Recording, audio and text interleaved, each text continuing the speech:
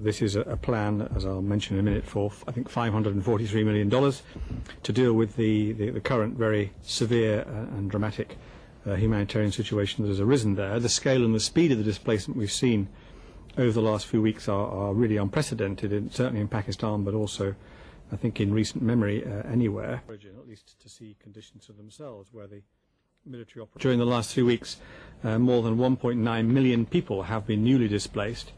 And if you add that to the 500,000 people who were already registered as IDPs from the summer 2008 onwards, then it means we're currently faced with 2.4 million IDPs. It's important to be clear that 90% of these, around 90%, are living not in camps but with host families or in rented accommodation or sometimes staying in schools or other public buildings. And it's only around 220,000 or so who are currently in the camps.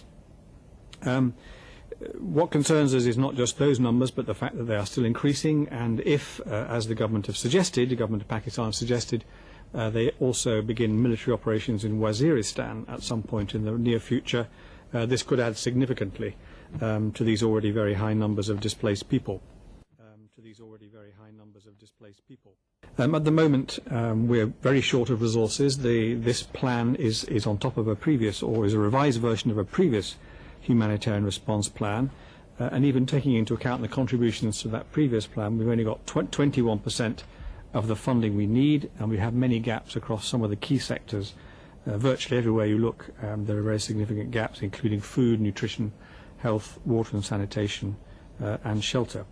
So at the moment we have about $118 million which have been contributed to this $543 million altogether, and 17 million of those have come from the Central Emergency Response Fund. As I say, our view is that this is not remotely sufficient.